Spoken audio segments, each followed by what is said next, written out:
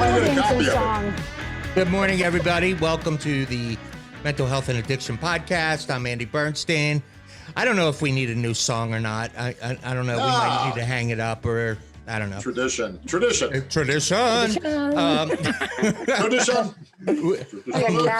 We're so glad you found us.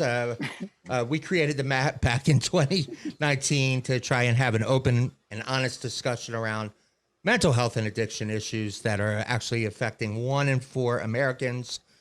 And it's a topic that all three of us are passionate about, and we hope you'll find a nugget or two from the show. So meet my esteemed cohorts, the great Willie Drinkwater. Who are you? Wait a minute. Equal rights, ladies first, though. Chris, who are you?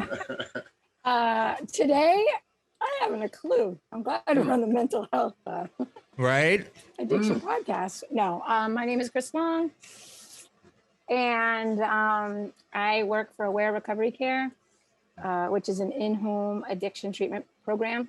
We're 52 weeks. We meet our clients where they live, and I am very happy and grateful to be here with my two buddies. Take it away, Willie. Thank you. Us Thank too. you. It's a highlight of my week.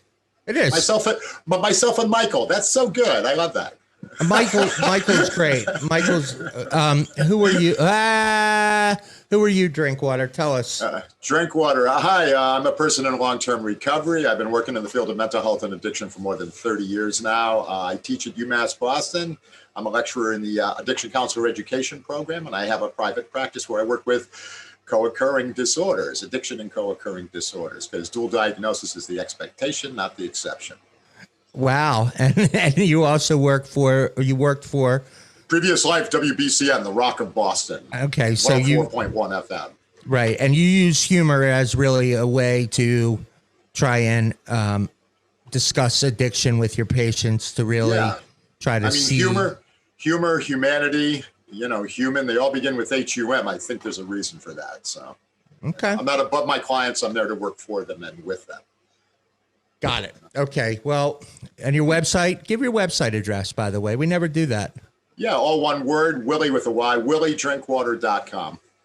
There you go. Is that okay. All right. And as for me, I'm Andy Bernstein. I am a person who's been in media for a very long time. I believe that we can help impact positive change through the power of media with shows such as The Map.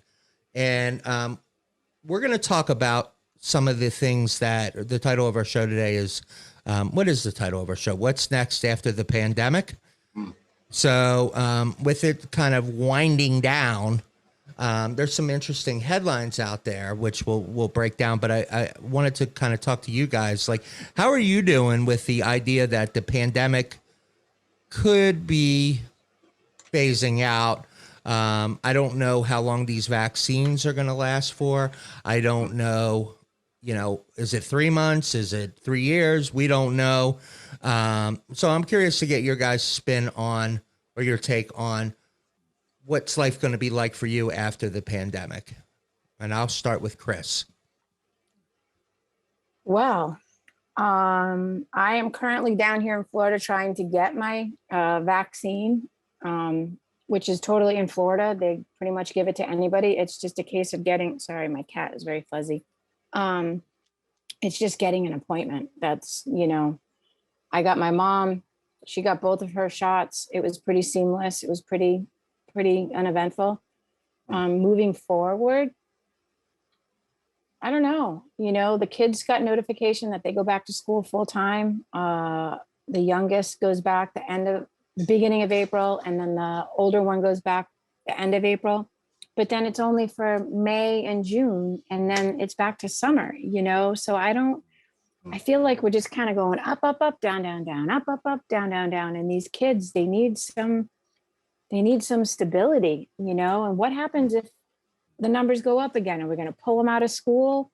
Are we going to all go back to work and see our friends, and then I have to go back into there's so many what ifs. And I'm not a what if person, but let's be real here. There's just so much that's not known. Yeah. Yeah. I see your point. me personally, I have anxiety with it right now. I really do. I don't do well with transition. I'm like a senior citizen. I don't do well with transition. I really don't. It's like you get used to a certain way and it's like, okay, stop, shift, go back to where you were before. And I think after a year, I think people have really started to kind of find a routine and adapted to what life is like in COVID times. So is it going to be the same when you decide, hey, you know what? I'm going to go to a sporting event. I'm going to go here. It's like, I don't know. I don't know if I want to go to a sporting event. I don't know. I mean, life has become much simpler for me now, and I kind of like it. I'm not going to lie. I like it. I like not being in the traffic. I like, I just like that everything's in a 3-mile radius for me. Like, I'm kind of digging it. I'm not. And so, no, I mean, I was thinking the other day, Andy, since last May, I probably gassed my truck up 4 times, 5 times. Right. You don't go anywhere. No, I go to CVS and I go to Shaw's. Right. So, I mean, that's about it. I take my dog on long walks, but I mean, that's about it. And what do you? I go to my office once a month just to check the mail, and the only mail is takeout menus. So, I'm sort of lengthening that. Big fix. I mean, I go there now like every 2 months or so just to check on the office, just to see if anyone's around. But a lot of therapists have given up their offices if they were at the end of their lease.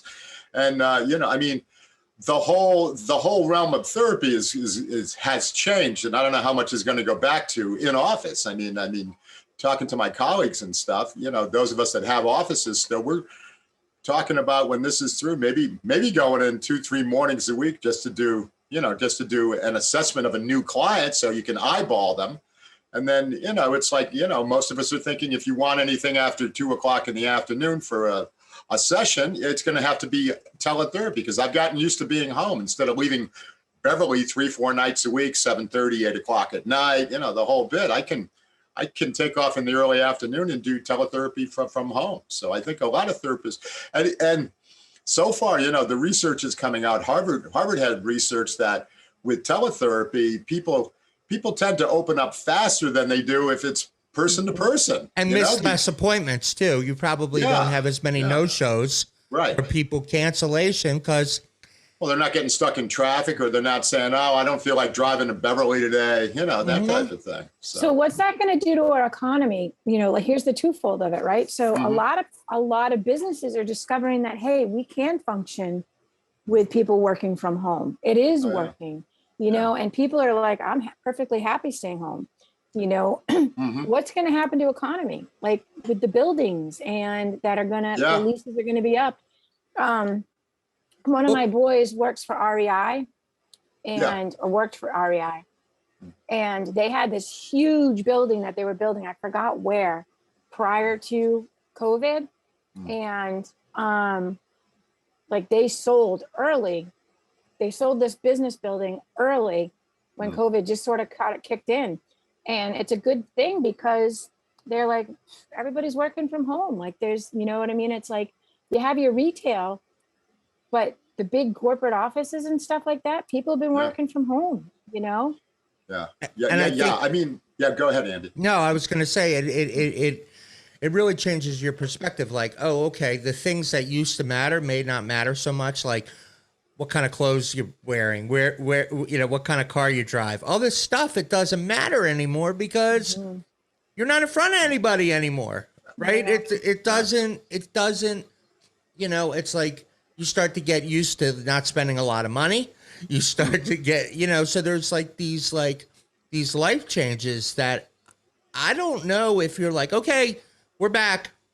Are people going to come back, right, to the way it was? Because I mean, I know my wife right prior to the pandemic. She's HR with Brigham and Women's, and I know just prior to the pandemic, she was talking with them about doing a split where she'd be working from home 3 days a week and in the office 2 days a week. And they asked her, are you going to mind sharing the workspace for the 2 days that you're in the office? And she was like, no, I don't care about sharing a workspace. I'm only there for 2 days a week. So why does it matter to me if I'm sharing a workspace? And I think a lot of companies are going to need less space. That's for sure. Like Chris was talking about,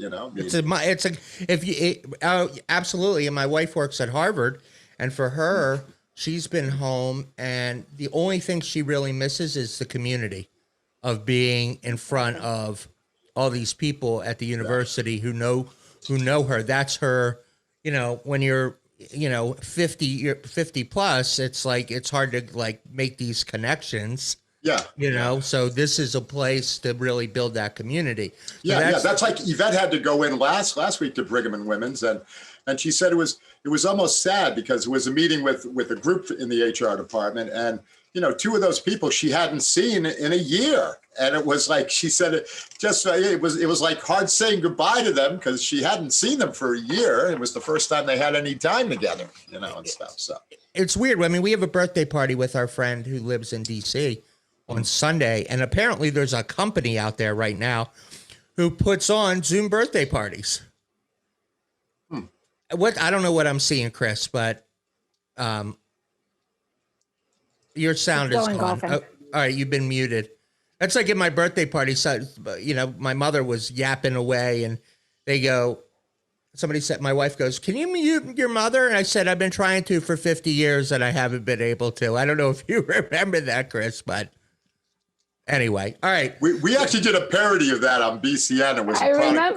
It was a product called Spouse Out, and the wife is complaining and going on, and it was an aerosol cannon. You just hear her speech slow up, and then she hit the floor. And she's in timeout. It was called, Spouse Out. So we're not the only ones who are thinking about this stuff. Willie, you said today that in the BostonGlobe.com there was an article. We have a couple of interesting takes on this. The Boston Globe, the article is what we lost, what we found, 1 year of COVID-19. So, and what are the things they lost and found? Yeah, I mean, basically, find what they lost is a sense of security and stuff. It might have been a false sense of security to begin with the way things were going nationally anyway. But I mean, people are really questioning, as I mentioned to you before we went on air, is, it's basically like, who am I? I mean, for some people, it's been a positive time of self-reflection. Yeah. And for others, I mean, that with one of the articles that I sent you to was saying that, January through June of 2019, people were reporting, 11% of the population were reporting some degree of anxiety and or a depressive disorder.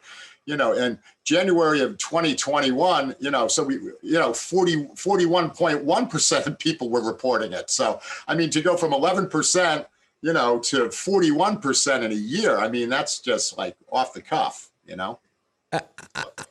I'll tell you, on my end, I really use this pandemic as a time to teach myself a lot of stuff, trying to keep my mind busy. I, learned a lot, with some equipment, technical stuff. I did a podcast, another podcast, on sports. I mean, I've really tried to use it as a time to make myself, to try to improve myself and make the most of the opportunity. Now, we'll say that the thing that really, as a control freak, which I'm realizing I'm a control freak, I like knowing where everybody is right now. And I know you're at home and you're safe, and you're at home and everybody's like, it's like a gigantic snow day for me. I don't know if you guys think that way, but everybody's immobilized. And it's comforting to me. I know that sounds crazy.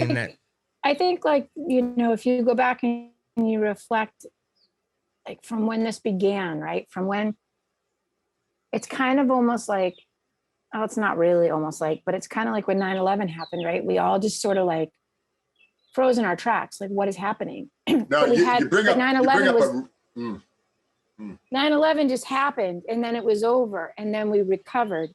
COVID happened, and we're still recovering 365 days later with not all the answers that we're looking for. So there's still a lot of uncertainty. Yeah, I think with that 9/11 feeling too, it was like 9/11 happened, and people went into this mental state of numb for like 3 to 6 months, and then all of a sudden, like towards the end of the 6 months, they started feeling again. And that's when there was a real rush to therapists, and I think PTSD stuff. Yeah. I mean, I think we hit the wall now with the pandemic where people are starting to feel again and they don't know what to feel. And it's, they're out of the numb state. I mean, the closer, the more the vaccine goes out, the more mental health issues are getting exposed almost, Yeah. And honestly, I don't know if we're totally out of the woods yet either. That's the other thing, because there are other variants. And I think there's a lot of politics to this too, which on both sides that are trying to position this as a way like, all right, we're going to, just because you believe it's going away doesn't really make it true, and I think Biden might be doing some of that too, to try to making it go away, because, it's like I'm trying to get a bill passed, and I'm trying to do things to almost like speed the process along, but we don't know because it's out of our hands. It's Mother Nature. At the end of the day, it's Mother Nature. So, in my opinion, well, there's an article, Willie, courtesy of Willie. There's another interesting piece that came out from, and I have no idea where you got this, Mr. Willie, but it came. Yeah, I know. God. Out of his back pocket. Nobody likes a wise guy, but here, and it's got to be true because it's from the internet, I mean, yeah, but it's Bank of America. I don't know how you. Well, I don't know if you're just. What's that? Bank of America. Yeah, it's weird. It's like I didn't know they were publishing new news, but it's I guess you would call it a white paper, maybe. Yeah. And so it says it's got by a guy named Chaim Israel, of course, and it's head of thematic investing, and he's with the B of A. Head of what? What is thematic investing? I don't know. It's a corporate big word. It's corporate. It's corporate speak. It says the coronavirus is not just a temporary crisis; it's a permanent disruptor. And what he's saying is that it's natural to wonder when life will go back to normal. But he's saying that it's just coronavirus is not a temporary crisis, and he says that it's one of the most rare events in history that will reshape geopolitics, societies, and markets, to kind of what we're talking about. In the new report in the world after COVID, he says 5 mega trends that are affecting everything from geopolitics to healthcare to technology. In some cases, the virus has sped up trends that were already underway. And he said, despite the health and economic devastation, many of these changes will be positive. So he believes that there'll be groundbreaking technology research as part of coronavirus's legacy of innovation. He thinks there'll be better health systems and a greater resolve to head off the looming crisis of climate change. Okay. The other trends he has are, obviously, he says geopolitics and globalization. He thinks that tensions between the U.S. and China will rise, because it was already happening before the pandemic started. He says that, we're going to try to reduce the goal of China and get our independence from China in the way of technology and pharmaceuticals. We're going to put a greater influence on environment, tech wars. It'll try to come up with more technologies to prevent future health crises. Big government, we're going to be back, the social mandate to protect the citizens, more surveillance, and, the debates over the greater social good versus individual privacy. I don't know how that's going to go over, but those liberals, those progressives. Right. Oh, I know. Right.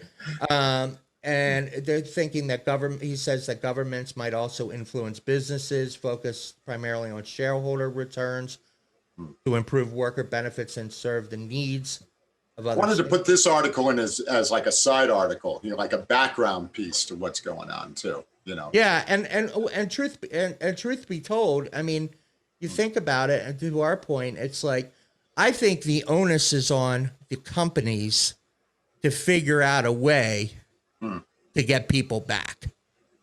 Right, they're going to have a responsibility to say. Well, okay, yeah, I mean, one of the things that's been difficult for myself over the years is I've been a left-wing Republican, so I haven't had anyone to vote for in 30 years, 40 years. But one of the things was, corporations always took care of the communities that they were in, and they were always ethical, and and we've lost a lot of that. Where now it's just it's just stockholder. You got to make sure to get money to the stockholders. It isn't about community anymore.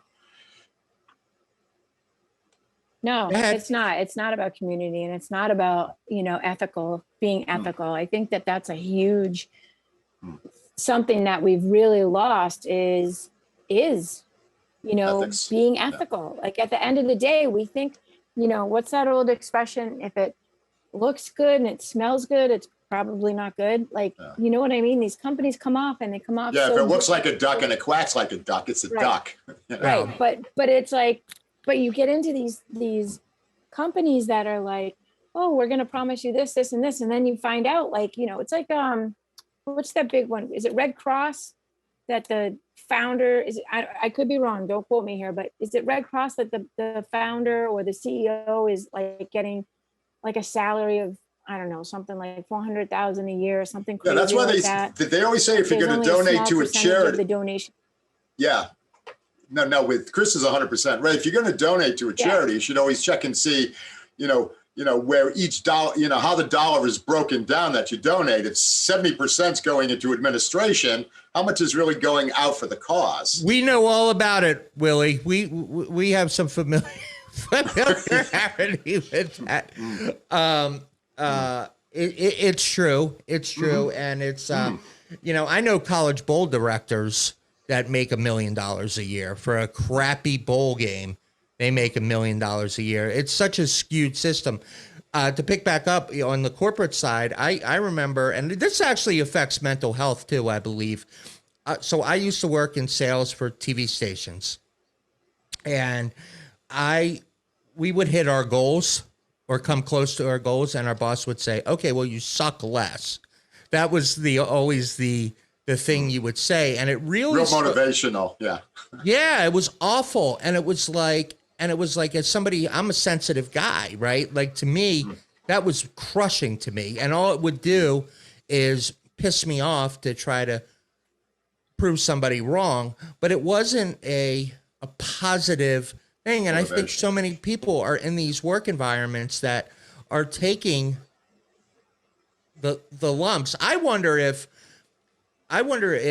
people truly aren't going to go back. Like, you know what? Why do I want to go back? I saw so many people dying. I mean, my wife knows somebody who lost 5 people in the pandemic, one of her coworkers. And it's like, is it worth it? Yeah. Is it worth it to go back to a life that you might be like, this was a rat race before? Right. Like, why do I want to go back to that? Is it worth it? I don't know. I mean, well, that's why I tell my students all the time and stuff too. Keep going until you get a master's, so you can put up a shingle for a practice, even if you don't want to do it full time. I mean, when you work, then God forbid if your program you're working in, if it goes down, at least you've got something you can jump into. I mean, exactly. And to pick back up on the article, the fella Chaim says. Or Chaim, he says he believes the debate around universal health care is to intensify, looking at more value-based outcomes and preventative care, which is a good thing. And then the other thing he says that Gen Z is prepared for the new era of social distancing. And, with these guys being digital natives, they're saying that they'll be comfortable in the world of online. I love it, right? Because I've actually made friendships. I do have friends, but I made friendships with people beyond.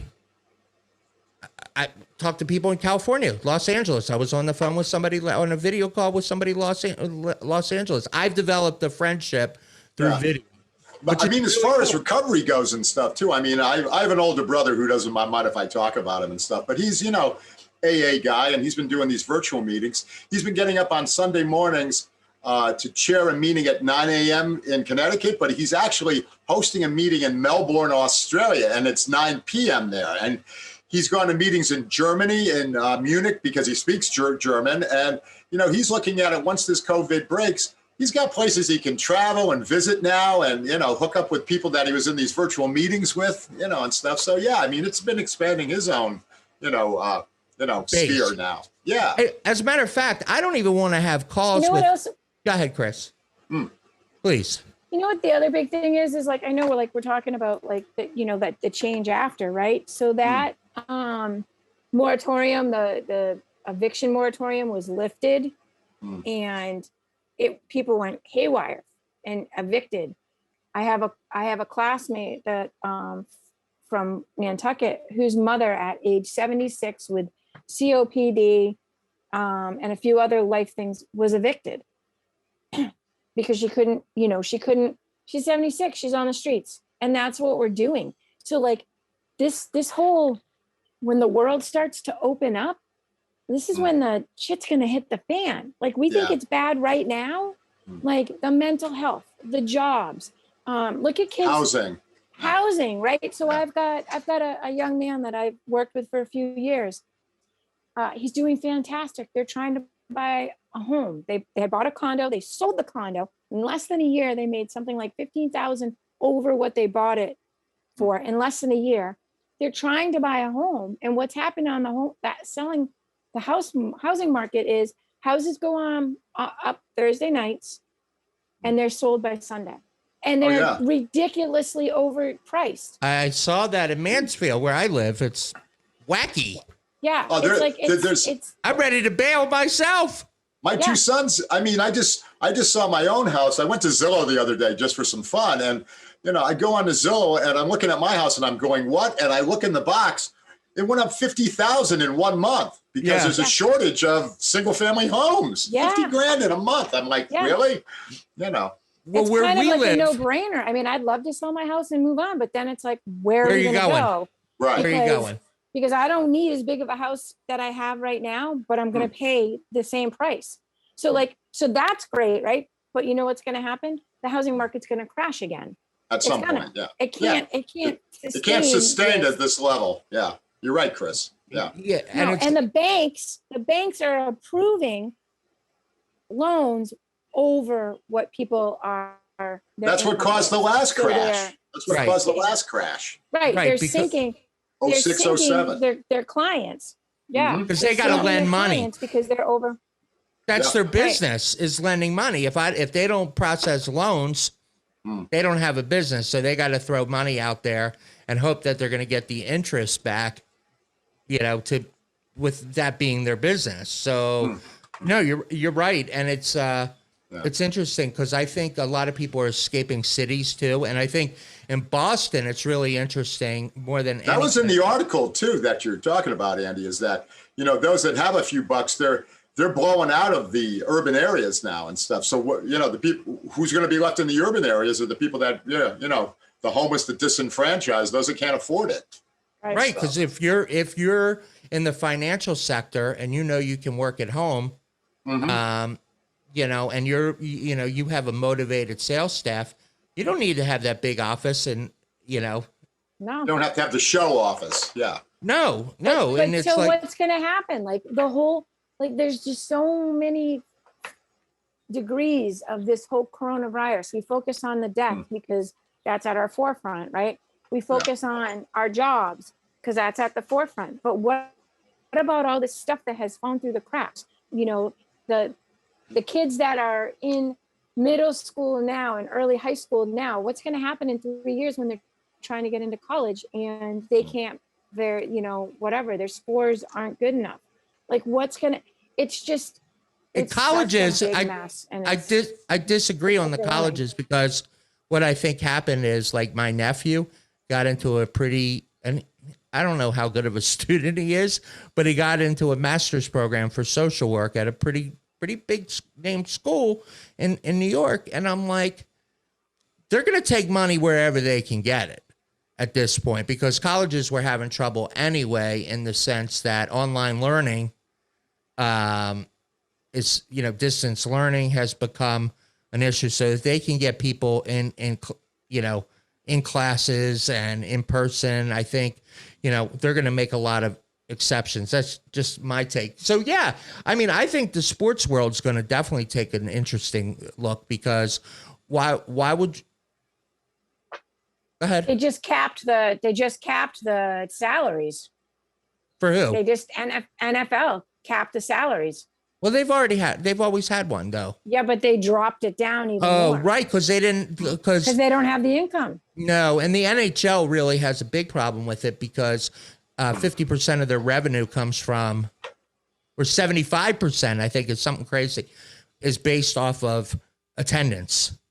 And if they're not, because it's not a TV sport, it's hard to watch on TV. So it's really about because you're a hockey guy. But if you weren't hockey on TV. Right, but if you weren't a hockey guy, you'd be like, what am I watching here? Right? If you don't. Yeah, the worst thing they ever did. Do you remember when they used to do the games and they would have like a blue streak following the puck? I was going to say that Fox tried to do that. It was like, that drove me crazy. People don't understand it. Like, you can't follow the puck. So my point is, yeah, we're going to have a lot of changes. Let's talk for a minute about the $1,400 that people are going to get. What do you think is going to happen from a drug and alcohol perspective? Do you see spikes as a result? Yeah, absolutely. I mean, it happened last spring. I mean, you have somebody in early recovery, especially, and, maybe they're questioning their recovery, and then all of a sudden you get this cash in your pocket, and the dealers are more than happy to take the money off your hands, So, yeah, no, it's going to be a mess. Well, if you think about it, we are 10,000 more. We were over 10,000 more in accidental overdoses reported than the year before.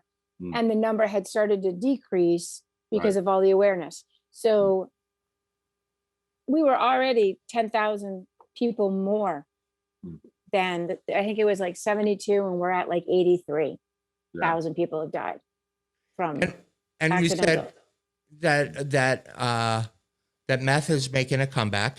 Yep. Well, yeah, I mean, it's really, in this area, it's really taking off for the first. I mean, it's always been around, but it's like it's really taking off now. And crack. You've seen a lot of crack? Yeah. Up on the North Shore. I mean, pockets of it and stuff. Yeah, absolutely. You were telling me, Willie, the other day that you've had to put a lot of people in detox already. Yeah, the last week and a half, I've had 3 go back into detox. I've had 1 go inpatient psych for anxiety issues. And again, that's where I'm thinking, like, people are coming out of this fog now. The more the vaccines are going out, and it's like, there's going to be a return. We don't know to what, but there's going to be a return.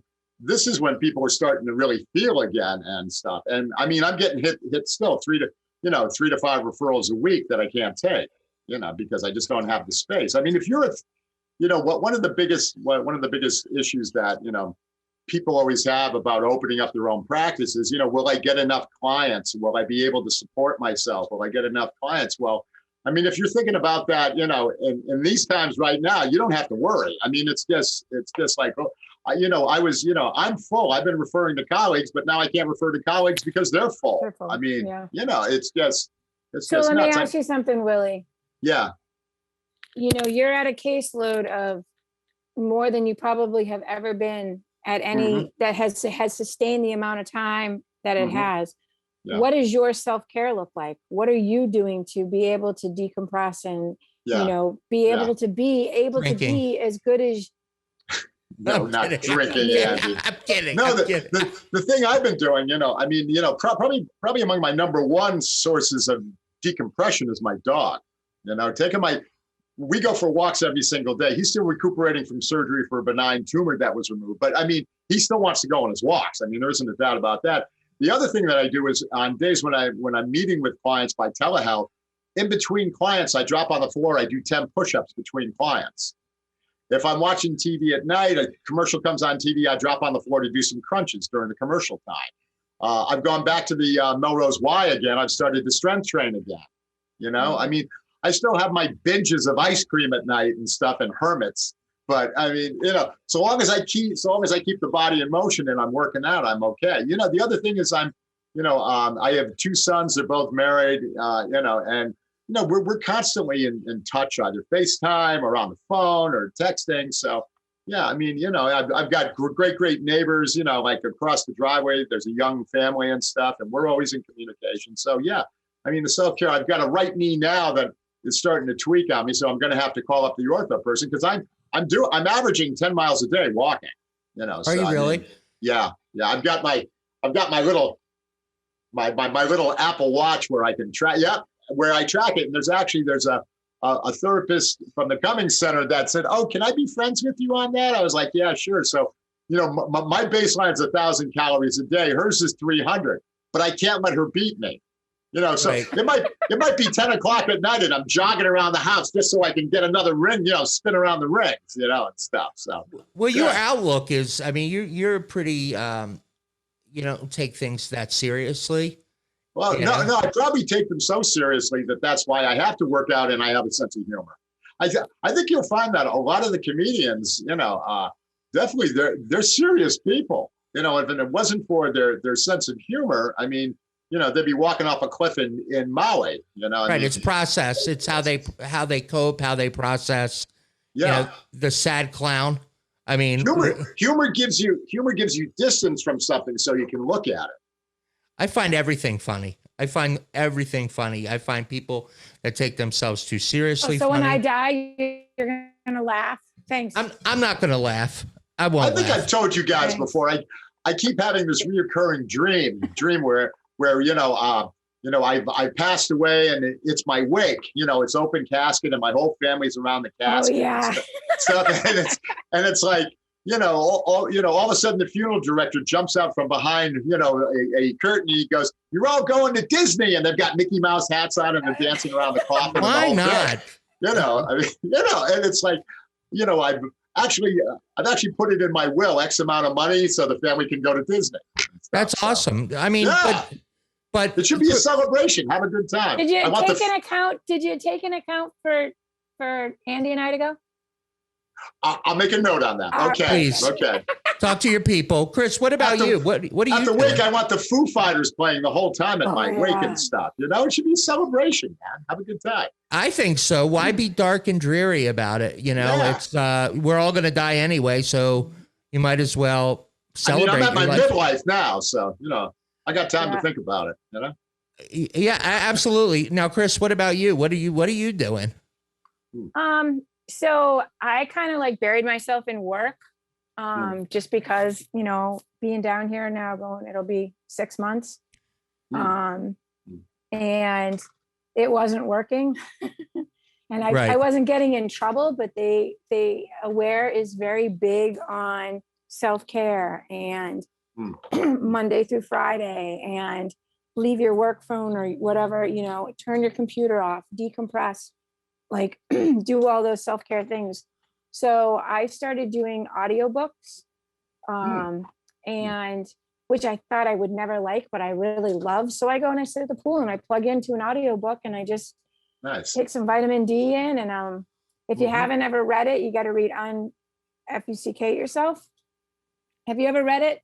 No. So good. I think I've done it a bunch of times, but yeah. Yeah, it's so good. And what else have I read? I don't know. I've read a bunch of different. 4 Agreements. I did again. I love that book, Don Ruiz. Yeah, I did that one audio, and actually, I got so much more out of it than I did reading it. That way. I think that's one of the things I emphasize as a teacher too. Some people learn best visually, some auditorily. Some people are tactile, so it's good to have handouts and stuff that they can hold. And stuff. So people learn in different ways. Process. So that's cool. And you've had a lot. I mean, you've had a lot going on top of the COVID, with your dad and now your mom. So it's and being away from your family for 6 months. Yeah. On top of that. So I miss everybody. I miss hope my to see life. you soon. Hope to see you soon. Hopefully end of April now, I think. Probably. Hopefully. Don't forget where you live. That's right. Don't forget us. Love it. I'll tell you, What do you do, Andy? Well, I'm going to tell you because Okay. it's really interesting. I find myself working a lot more but it doesn't feel like work to me. So, for example, I'm doing a project right now about looking at old businesses that aren't there anymore. And we're creating this is my other project. We're creating a whole like virtual museum with apparel tied to it. And I've been looking at this website, newspapers.com, and you can pull newspapers from the 1800s, Wow. the cities from all across the world. It's unbelievable. Yeah. So I go and do research. So like one of the things I learned about in the city of Pittsburgh, where I was born, the jazz experience, the jazz culture in Pittsburgh was off the charts. I mean, they had Duke Ellington play there. They had Billie Holiday. You had amazing people. Now these buildings are run down and dilapidated.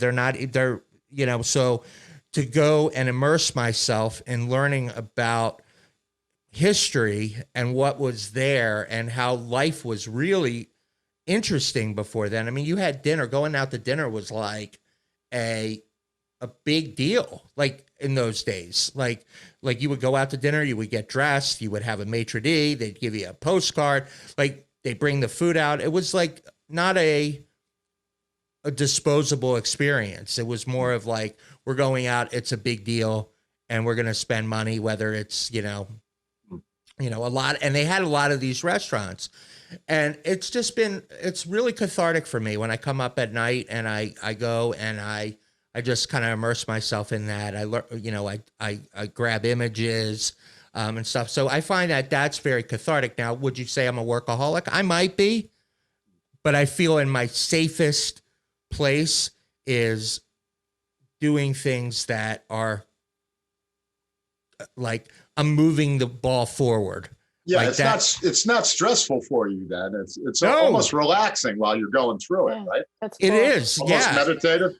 Yeah, it's like very cool to like learn and brush up on things that I'm interested in. Mm-hmm. I'm working on a documentary right now on sports, on finding the greatest sports town in America. Boston. Nope, Los Angeles, but I'll tell you about that. We're gonna get to we're doing a series. I'm working with a guy from Hill Street Blues back in the day. He's my partner with it, and it's cool. I mean, so I'm really expanding. Where's he living? LA? Yeah. Yeah. See, it's Boston, Chris. Don't believe him. Yeah, exactly. It might be Boston, and I'm walking and I'm spending time with my wife. I love having her home. And it's just like, we really haven't been impacted that much. In a negative way. What's that? In a negative way. No. Yvette got called into Brigham and Women's the other day. And I was like, how long are you going to be? When are you coming back? It's like, right. It's so used to us being home together. It's like, what do you mean you're going into work? I like it. Right. So, you guys, you talk about that, right? So my husband has an essential job. So we never got to have that extra 5 minutes at home. But since I've been down here with everything, he's actually spent some time here with me. And I've been enjoying it. Like, it's nice. But my mom and dad were married for 65 years. And then, wow. And they were together for 65 years, like peanut butter and jelly. And it's been really hard to like watch her go through that mourning process. And then for this just to have happened last weekend, her breaking her hip. And now I can't go see her for 14 days. I can't have that physical contact for 14 days. I have to go visit her through a window. And, at 86 years old to be having to go with this, it's hard. It's so hard. And I mean, we're more like oil and water, our relationship, but I feel like this is kind of like a God shot saying, you need to be more like peanut butter and jelly. You need to, get out of yourself. And yeah. I mean, it's hard, but I was going to say, looking back at all that history stuff, right? My cousin, who lives in Mass, loves to do all that stuff. And so I read a eulogy on behalf of my cousins that were all over the country. And I learned that my dad's side of the family has a Plymouth, a Mayflower person came over on the Mayflower. And then my grandmother's side, his mom's side, some relative built the Portland Observatory. Oh, wow. Yeah. It was like, I was like, wow, like how cool is that? Like that the Portland, and it's the only still standing historical observatory lighthouse that is in existence that hasn't been torn down and had to be rebuilt or anything.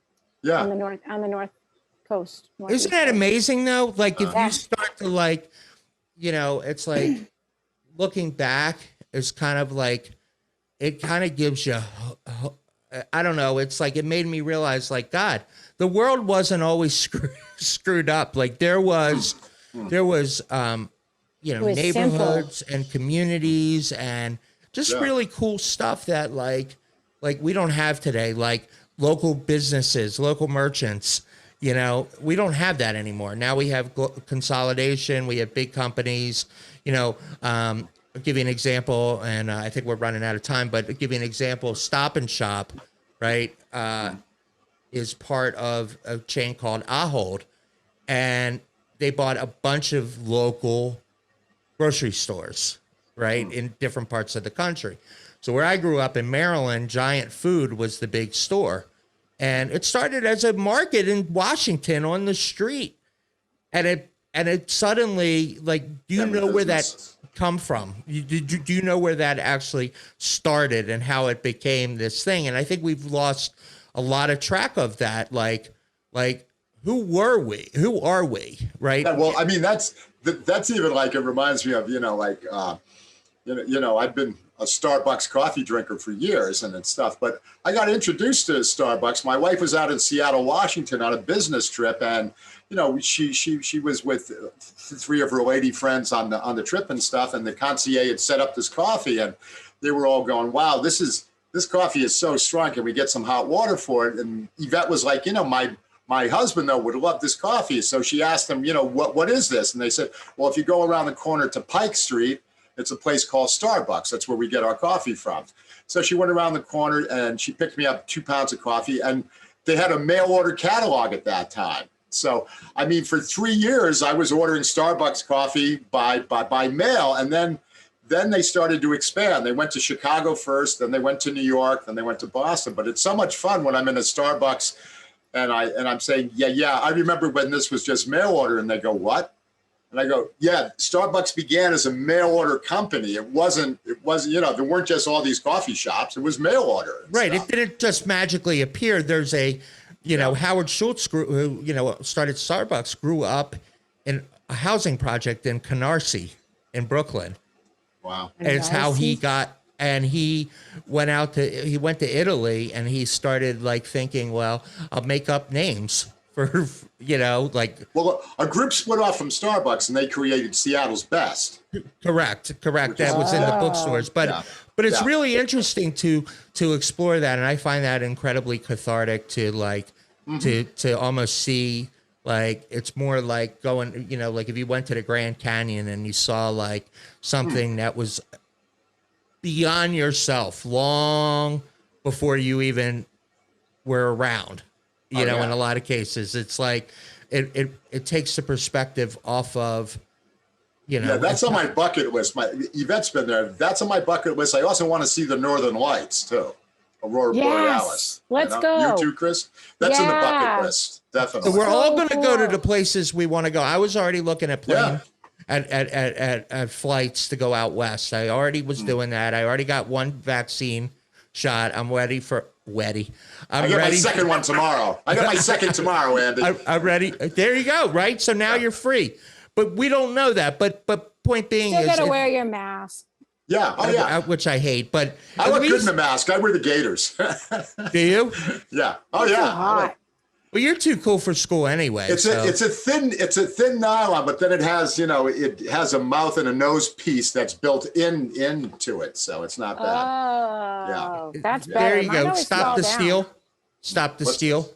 You know what it's got, Chris? No, it doesn't say stop the steal. It also has in the top of the gator, it has 2 elastic loops that pull out from the top that you can put over your ears. Oh, what's the Look at brand? you, fancy. Anyway, what's the brand? I forget the brand. It's got this symbol though. It's got that. It's got that. It's Tommy Copper. Yeah, it's a Tommy Cop. Then on the inside, it's got that lining for the mouth and nose on the inside, but it's a full gator. And if you want, you can order one today. No, anyway. Well, all right. Before we Sponsored start by- pitching product, because we can't do that, because that's our show for the week. I love you guys. I really enjoyed. Tommy Copper. What's that? Tommy Copper. Tommy Copper. Tommy Copper. Tommy Copper. Product placement. Yeah, and I also enjoy a good Mountain Dew once in a while. And a Pepsi You know what free. Mountain Dew is? You know what Mountain Dew is? Mountain Dew is weasel piss. All right, you're off. Mike's. Listen, thank you to Mike. But they're imported weasels. They're imported. But they're imported. That's good, Chris. Think while you're drinking. We won't tell you what Weasels, nothing but weasels. Hickory Farms beef stick is. Oh, sure. They go a little. Give you a little cut, like a little circumcision for every. Oh, we didn't have to go there. Yeah, come on, Andy. Come on. All right. Get your mind out of the gutter. All right, that's our show for the week. Thank you to Mike Weber. Could be our show forever. That's our show forever before the executives, the network executives give us the boot. But that's our show for the week. Thank you to Mike Weber and his team back at Mission Control, Foxboro Cable Access Television, the wonderful people. And thanks, Wait, I'm guys. still stuck on the weasels. All right. On that note, have a great week, I'm everybody. seeing a weasel with a Tommy Copper mask on. Like us on Facebook.com, on Facebook, the Map 2020. Yep. We have hope because he put us back up there, so at least we're still in the game. And we may be back. we may be back. Have a great weekend, everybody.